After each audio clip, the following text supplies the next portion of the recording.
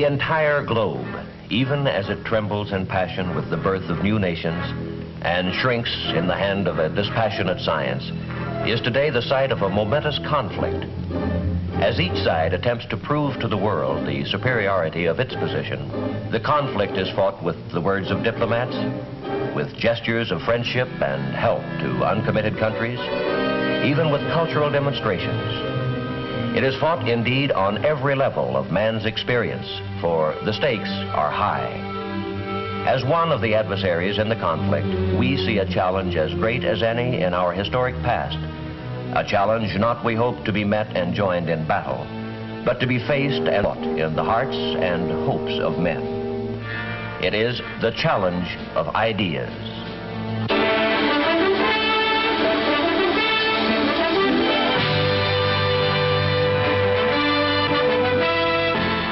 I am Edward R. Murrow. For a little while, I would like to review with you the great conflict of our times, one which demands and must get the attention and the involvement of each one of us.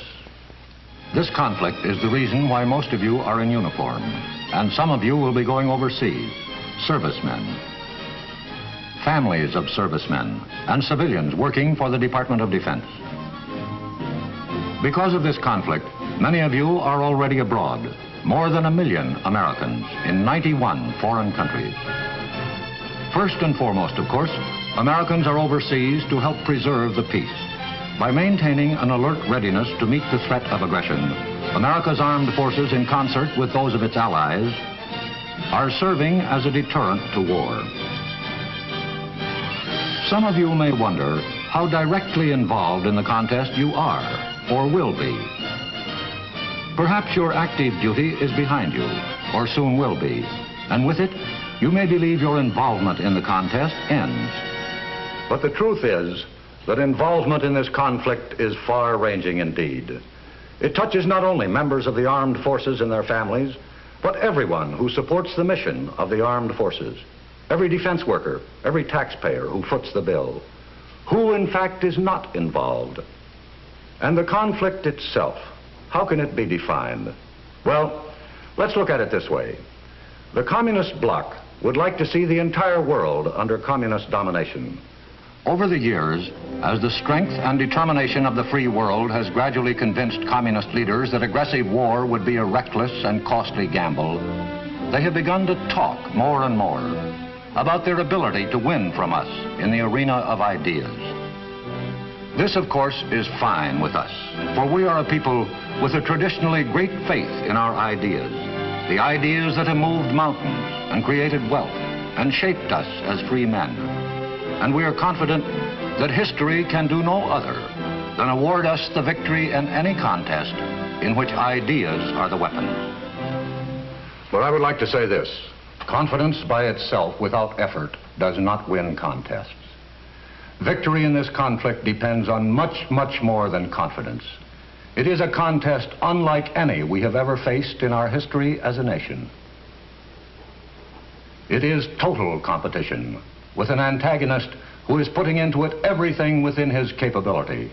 It is not a conflict between peoples, but between basic values and systems of government, between the principles of life each believes in. When we talk of these conflicting values, we are obliged to speak of that special quality which we call, for want of a better phrase, individual liberty. And when we talk of this liberty in America, we talk with many voices, for we are a diverse nation, and there are perhaps as many concepts of what America is as there are people among us. But although we look at America through different eyes, there are many insights into the essence of our moving and growing nation that we share.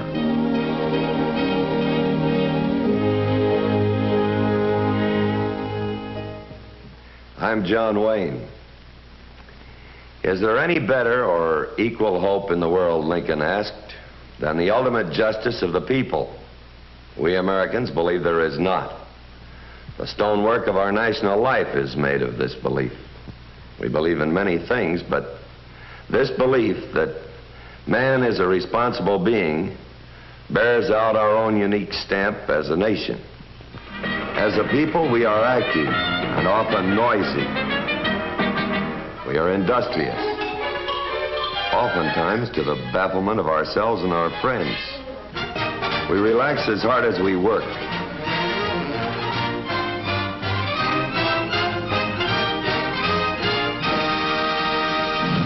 We are proud.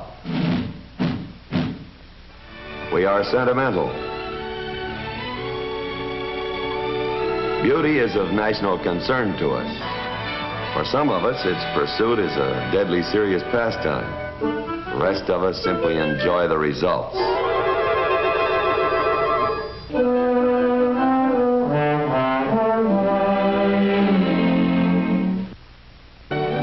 Some of our national spirit shows up in the monuments we erect, the large ones and the small ones. It rings through the music which animates us. Attaboy, Homer, swing it! Deck jump out and lead to the fourth, 4 hands down in the circle. Swing the opposite baby and you keep the gal behind.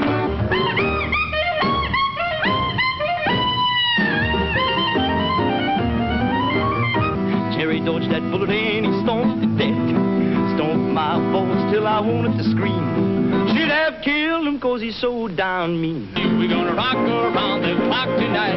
Rock, rock, rock to broad daylight. We're gonna rock around the clock tonight. My eyes have seen the glory of the coming of the Lord. He is traveling out the village where the grapes of wrath was stored. He hath loosed the faithful lightnings of his terrible swift sword. His truth is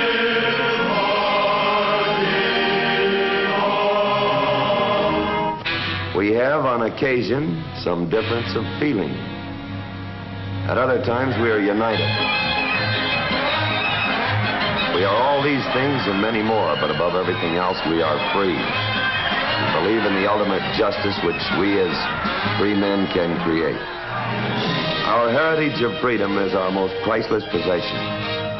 Men before us have died to keep it alive, and men in our times have done the same. But although men have died to preserve it, and may die again,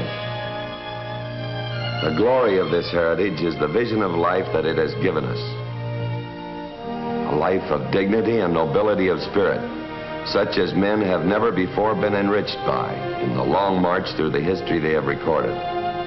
There is a phrase which recurs in our national documents, the literature of our story as a people, which points to the source of our belief in individual freedom, and defines perhaps better than any other the nub of the conflict between the opposing systems of values which sweep the world today. That phrase is, "This nation under God." That phrase and others like it set the standard of our concept of man. As a creature of God, man is a being with dignity and conscience, with the ability to determine right from wrong and the obligation to act on that right. From this belief in man as a responsible being flow the beliefs in his other qualifications which we accept, usually even without bothering to think about them, as parts of that vague condition which we call the American way. His ability, indeed his right to explore the truth in all things.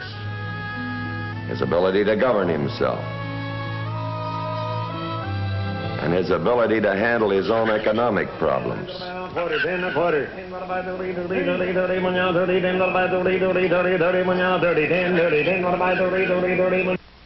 The opposing point of view in this conflict rests on a fundamentally different vision of man. As a creature not of God, but of the state. In this system, the value of individual man diminishes sharply, and the state is all important. The state will run his life for him, his political life, his business life, his social life. What we oppose fundamentally is the aggressive nature of the communist state. its unceasing effort to expand wherever it can, to grow bigger, to take over, to supplant. This deadly impulse toward aggression we oppose as a continual threat to peace. These are the contrasting points of view between the major antagonists in the conflict which has become known over the last decade as the Cold War. For an appraisal of this continuing and protracted conflict, we can go to a reporter who has watched the growing conflict with the perception of a trained military observer. I am Hanson Baldwin. I have here the policy statements of each of our services on the contest we're engaged in with the communists. What they boil down to is this. It is a contest for the minds and hearts of people around the world, all people. The areas in white on this map represent the part of the world composed of ourselves and those who share our beliefs. The communists seek constantly to win an advantage in the minds of the people here and to separate us. The black portion of the map is the communist-dominated part of the world controlled by the Soviet Union and the Chinese Communist regime. And of tremendous importance is that part of the world which is attached to neither camp, the uncommitted nations of the world, represented in gray on the map. For the most part, these nations are absorbed with their own problems. Either they are newly independent after years of domination by a foreign power, or they are still seeking independence. A strong tide of nationalism sweeps over this part of the world, and with it, a mistrust of anything they feel is associated with the old ways of colonialism. They are not committed to either side in the conflict. Our own policy toward them has been one strictly of watchful, non-intrusive friendship, giving help when help is asked for, but otherwise keeping hands off their internal affairs. The communists have been more direct. Their local party members have not hesitated to exploit to their own advantage the passions that smolder in these new states, and to identify themselves in the minds of the people there, whenever possible, with anti-colonialism, and us with its opposite. It is part of their worldwide technique. How do our military services adapt themselves to this conflict, in which perhaps no gun may be fired? By recognizing that the activities and performances of all their members in every foreign country in which they are stationed will either add to or detract from the goodwill our nation needs in this contest for the respect of the peoples of the world. The President of the United States has called developments of good relationships between United States citizens abroad and members of their host countries basic to the full attainment of our foreign policy objectives. And the services have responded by promoting such good relationships as part of their overall policy.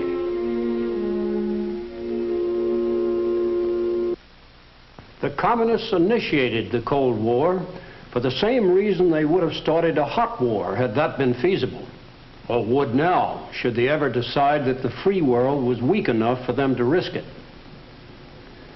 Whatever the degree of tension they create, it is a substitute for hot war, another means of achieving their end. And their end, of course, is world conquest, short of war if possible. World conquest by actions short of war.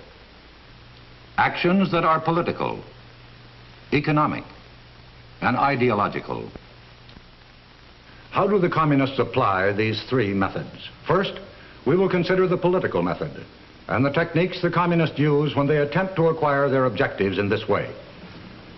We would do well to consider the success the communists have had by using the political method alone. As you will see from the black area on this map, they have expanded between 1940 and 1954, took over 15 countries, totaling 714 million people. Since 1954, there have been major internal disruptions in 9 additional countries outside the Iron Curtain. Now, how do they go about applying this political method? The communist coup in Czechoslovakia in 1948 provides us with a blueprint of the ideal formula for political conquest, which includes taking over a country without outside intervention. Destruction of its parliamentary form of government. Murder of its democratic leaders when necessary. Rigged elections with only the communist candidates on the ballot. Once the penetration is complete, all this is backed by the naked force of military occupation. By such devices, the Soviet Union turned its neighboring states into satellites, political and economic puppets. In China, political action was cruder, but no less effective. Here, it was political action by conquest.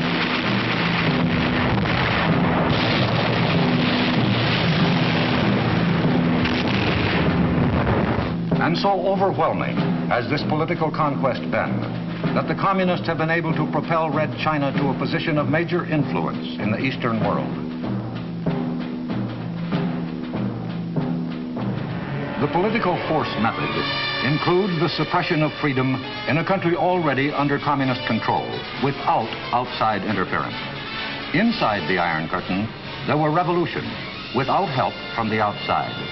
In East Germany in 1953, Poland in 1956, Hungary in the same year, and Tibet in 1959, all of them brutally suppressed. And finally, there is the International Communist Party, dedicated to the subversion and overthrow of every still free government.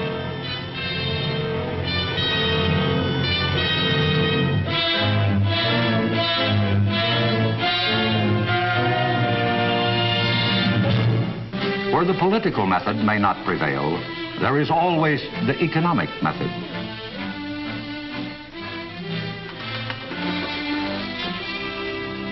I'm Frank McGee.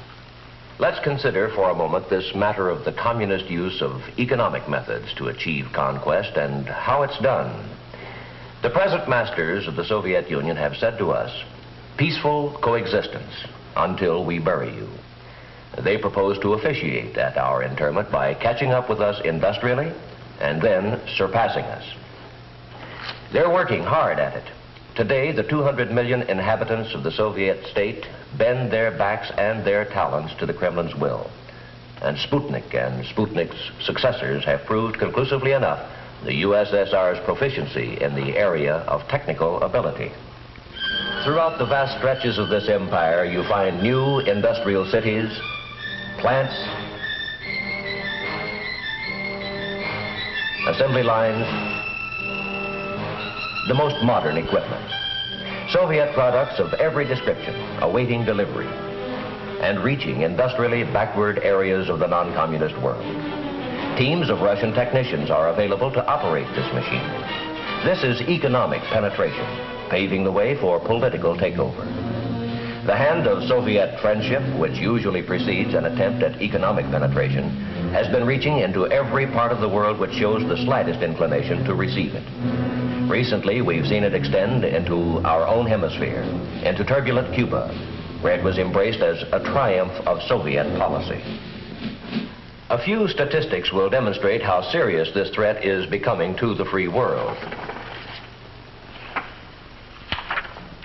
Of the entire annual Soviet economic capability, their gross national product, 70%, or it may run as high as 80%, is devoted to the area of heavy industry.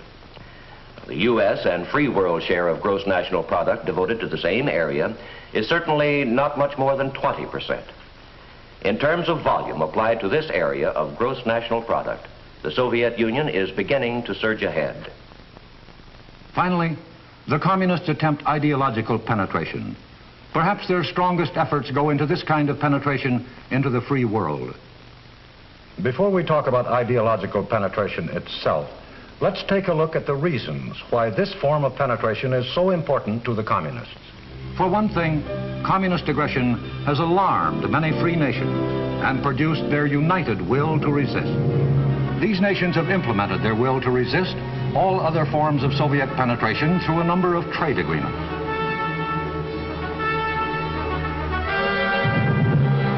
The United States and other industrially strong nations of the free world are actively promoting better living conditions all over the world. This has the effect not only of helping these countries to improve their industrial and economic position, but also of providing a defense against communist intrigue, which flourishes in depressed economic areas. The military potential of the free world has been revived by such mutual defense pacts as the North Atlantic Treaty Organization in Europe, the Southeast Asia Treaty Organization to counter aggression in this part of the world, the ANZUS Treaty, and the Rio Treaty to provide hemisphere defense. All over the world, our allies are now setting up their own defense bases with the technical know-how to operate them. This kind of military help by us is not by any means a one-sided operation. The nations involved contribute as heavily as they can. No less valuable are the morale and friendly relations being generated between servicemen of all the participating countries in joint training programs, demonstrating their respective skills to each other. They crossed the language barrier to comradeship.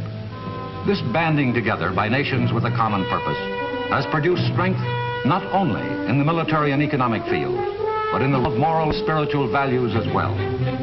At a meeting of the NATO Atlantic Congress in 1959, a statement was adopted which called attention to the moral unity binding the member nations. This document recognizes respect for human dignity as the inalienable basis of civilization.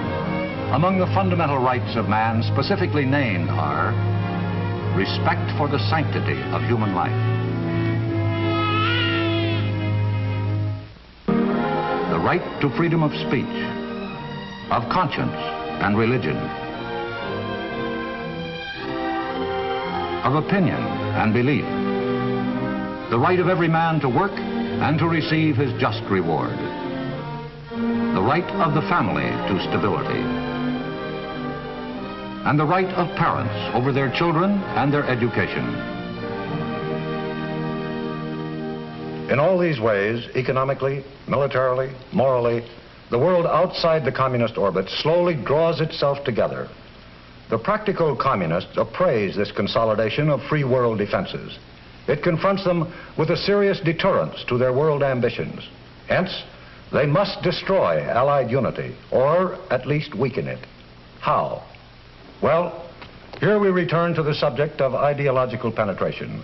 For if all other forms of penetration don't work, if the united strength of the non-communist world makes political penetration unfeasible and economic penetration unsuccessful, if cultural penetration does not do the job, the communists can always hope to succeed by resorting to ideological warfare against their strongest opponent, meaning us. Americans go home.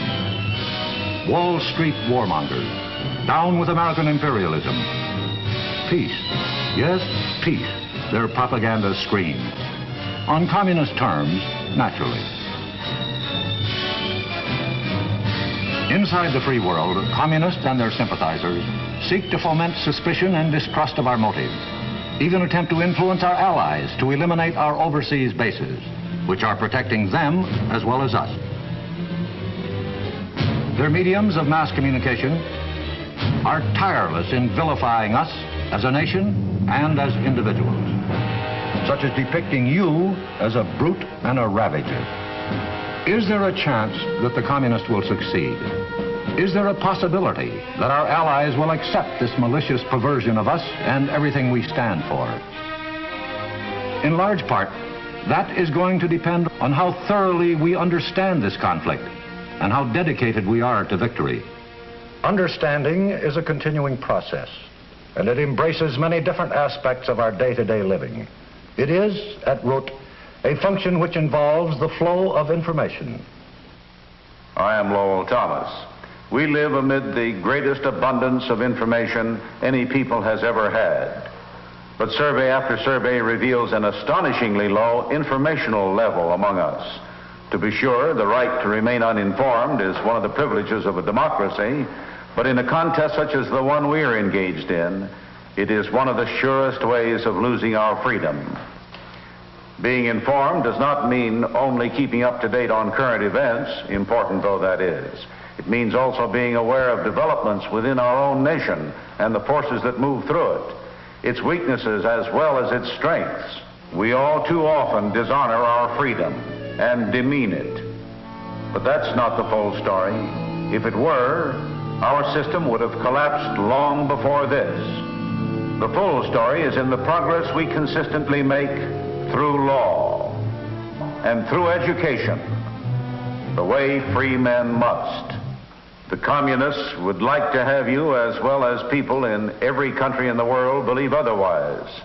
And once they have succeeded in letting the idea take root that our deficiencies are our chief characteristics, once they have managed to erode our faith in ourselves at least a little, that much of the battle is lost. A snake of a whisper is abroad that Americans have lost touch with their past. Is it true? It can't be, if we are to survive and win.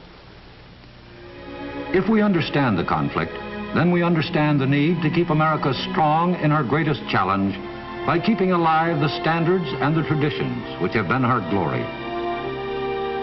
What are the bulwarks of our past upon which our society has been built? There are many, and we have discussed some of them. Our spiritual heritage, our belief in individual liberty. But there is yet another, as important as any of these.